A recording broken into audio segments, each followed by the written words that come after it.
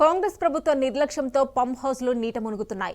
నల్గొండ జిల్లాలోని సుంకిసేల pump house నీట మునిగిన విషయం మరపకముందే పాలమూరు రంగారెడ్డి ప్రాజెక్టులో మరో ఘటన చోటు చేసుకుంది. పాలమూరు రంగారెడ్డి జిల్లాలకు సాగు, తాగునీరు అందించడమే లక్ష్యంగా చేపట్టిన PRLI పథకంలో భాగంగా నాగర్ కర్నూలు జిల్లాలోని కుమ్మెర వద్ద నిర్మించిన వట్టెం పంప్ హౌస్ నీట మునిగింది. ప్యాకేజీ 7లోని ఆడిట్ నుంచి పంప్ హౌస్ సొరంగ మార్గంలోకి నాగనూలు, నాగర్ కర్నూలు చెరువుల నుంచి భారీగా వరద వచ్చి చేరింది.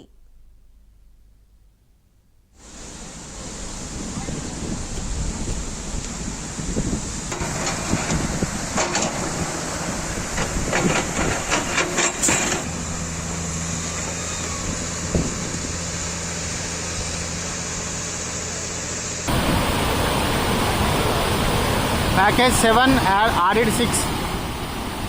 The entire water entering into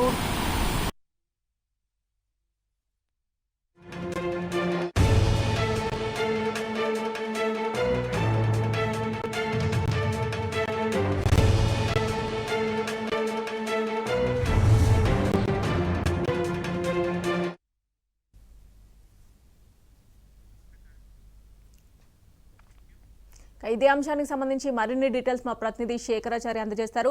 Shekharachari, చెప్పండి, వట్టెం రిజర్వాయర్ పంప్ హౌస్ నీట మునిగినట్లుగా మనకు సమాచారం అందుతుంది. డీటెయిల్స్ ఏంటి? నాగర్ కర్నూలు జిల్లాలోని వట్టెంలో ఉన్నటువంటి వెంకటాద్రి రిజర్వాయర్ లోని పంప్ హౌస్ నీట మునిగింది.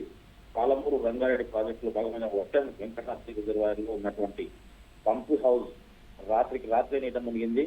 ప్యాకేజ్ 7లోని ఆడిట్ అంటే ఎంట్రన్స్ నుంచి నాగనూలు, నాగర్ కర్నూలు చెరువుల నుంచి టన్నెల్ లోపలికి వరద నీరు ఒక్కసారిగా రావడంతో 8వ ప్యాకేజ్ లో ఉన్నటువంటి పంప్ హౌస్ లోకి నీరు చేరి పంప్ హౌస్ నిర్మాణం పనులను కూడా పూర్తి స్థాయిలో నిలిచిపోయాయి. సుమారు 25 కిలోమీటర్లు ఉన్నటువంటి టన్నెల్ అంతా కూడా నీటిలో మునిగి పంప్ హౌస్ లోకి నీరు చేరడంతో వట్టెం వెంకటాద్రిలోని పంప్ హౌస్ పూర్తిగా నీట మునిగింది. దీంతో నిర్మాణం పనులన్నీ కూడా ఎక్కడికక్కడ ఆగిపోవడంతో ఎంత నష్టం జరిగింది అనేది అంచనా వేయాల్సి ఉంది. ఇదంతా కూడా ప్రభుత్వం ముందు చూపు లేకపోవడమా, అధికారులను పురమాయించకపోవడమా, పర్యవేక్షణ లేకపోవడమా, కాంట్రాక్టర్ల నిర్లక్ష్యమా అని ఈ ప్రాంత రైతులే పరిస్థితి కనిపిస్తోంది. ఏది ఏమైతేనేమి జరగాల్సిన భారీ నష్టం జరిగింది. చేయాల్సింది చెప్పాలి. దీంతో పాటు ఎప్పుడు ఈ నీటినంతా ఖాళీ చేస్తారు, ఎప్పటి వరకు ఈ నీటిని ఖాళీ చేస్తారని చెప్పేసి వరకు ఈ పనులు ప్రారంభమవుతాయి అని చెప్పేసి రైతులు చర్చించుకున్నటువంటి పరిస్థితి కనిపిస్తుంది. ఇప్పుడే పూర్తి స్థాయిలో అధికారులు అంచనా వేయలేకపోతున్నారు. మొత్తానికి ఈ పంప్ హౌస్ మునిగిందన్న సమాచారంతో అధికారులు పంప్ హౌస్ వద్దకు వచ్చి పర్యవేక్షిస్తున్నారు.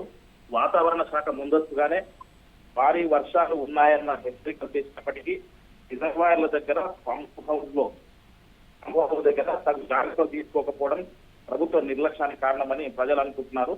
చెరువులన్నీ నిండుతాయన్న సంగతి తెలుసు, అవి గండ్లు పడతాయన్న సంగతి కూడా ముందే అంచనా వేయకపోవడం, ఆ నీళ్ళన్నీ గండ్లు పడ్డటువంటి చెరువులు ఎటువైపు ఆ నీళ్లు వెళ్తాయి, ఎక్కడికి వెళ్తే పంట నష్టం జరుగుతుంది, ఏ పంప్ హౌస్ లోకి వెళ్తాయి, ఏ రిజర్వాయర్ లోకి వెళ్తాయన్న ముందస్తు అంచనాలు వేయకపోవడం వల్లే ఈ నష్టం జరిగిందని చెప్పవచ్చు.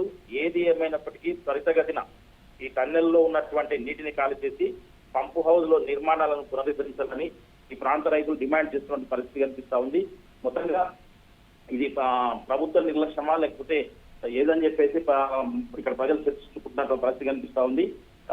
ఈ పనులు పూర్తిగా నడుస్తున్నాయనుకున్న క్షణంలోనే ఇటువంటి జరగడము అంటే ఇది పూర్తి స్థాయిలో ముందస్తు అంచనా వేయకపోవడంతో ఇదంతా జరిగిందని చెప్పేసి చెరువులు పూర్తి స్థాయిలో నిండి టన్నెలంతా ఒక 25 కిలోమీటర్లు ఉండేటువంటి టన్నెల్ పూర్తి స్థాయిలో ఆ చెరువులో ఉన్నటువంటి నీళ్ళంతా కూడా అక్కడికి ఆ టన్నెల్లోకి వెళ్ళి ఆ టన్నెల్ నుంచి పంప్ హౌస్ లోకి వెళ్ళాయి. పంప్ హౌస్ అంతా కూడా నిండడంతో ఆ టన్నెల్లో అంటే 25 కిలోమీటర్ల వేల ఉన్నటువంటి టన్నెల్ పూర్తి స్థాయిలో నీటిని ఖాళీ చేయాలి.